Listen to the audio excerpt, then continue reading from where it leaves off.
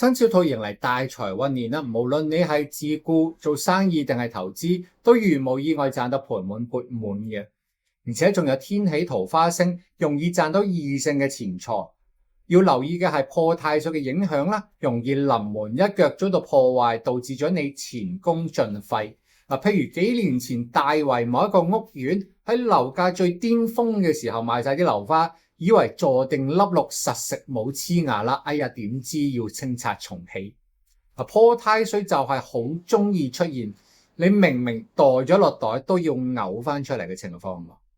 打工仔雖然都有被破嘅情況，但係有天德星去庇佑，幫你渡過難關，化險為夷啊！當然如果你想借破太歲嘅力做突破嘅話，亦都可以選擇用超級七或者係綠幽靈水晶嘅。愛情方面，流年有天喜咸池桃花，異性緣係極旺，單身嘅朋友容易遇到大量嘅心儀對象，已婚嘅朋友容易添丁。留意農曆嘅8月同11月係桃花旺到爛咗嘅時間段嚟㗎。趙完鬆食完飯揾爹哋嘅黃金時間段，大家自己謹慎提防啦。健康有凶星披麻，影響咗長輩嘅健康。而如果屋企人都有犯太歲嘅情況，而且本身已經有病患嘅話，記得幫佢哋化埋太歲啊！